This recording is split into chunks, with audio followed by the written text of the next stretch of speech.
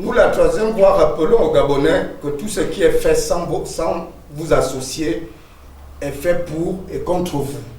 Il est important de savoir que le Commonwealth est une association des anciennes colonies britanniques.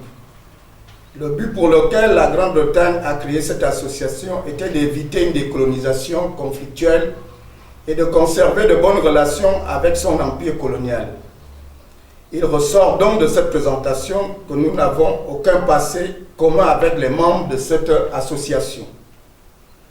Le Gabon, qui est un pays géographiquement situé en Afrique centrale, autour des anciennes colonies françaises, est une ancienne colonie française. Son histoire est indéniablement liée à la France, avec qui nous entretenons des relations que nous nous permettons de qualifier d'intimes et d'amicales.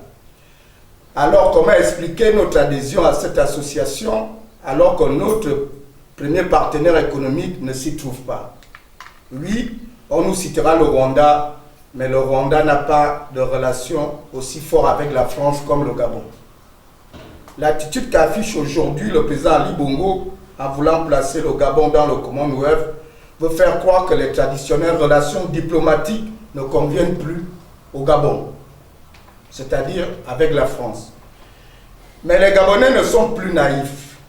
Ils savent que le Gabon n'a aucun problème avec ses partenaires traditionnels, dont la France. Ils savent surtout que ce sont les Bongos qui ont un problème avec la France.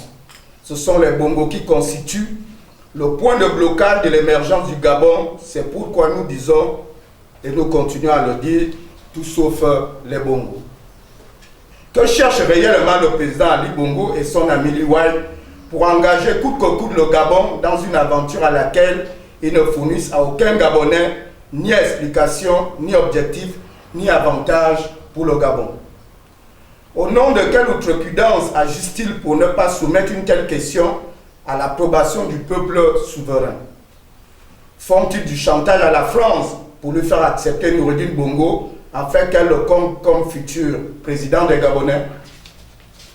Après la dépénalisation de l'homosexualité au Gabon, le Commonwealth devient-il le nouvel argument pour tenter de séduire Londres à implanter son ambassade à Libreville? Il est vrai que l'implantation d'une ambassade d'un pays ami est toujours la bienvenue, mais nous ne croyons plus à la bonne volonté du président Ali Bongo lorsqu'il remue terre et ciel à séduire Londres à implanter son ambassade à Libreville. Nous croyons surtout que c'est parce que les Bongos ont des profits personnels à réaliser dans la relation qu'il veut nous lier au Royaume-Uni, profit qui peut se ressembler à des planques, des avoirs ou à un soutien politique au regard de l'OPA en cours sur la nation gabonaise.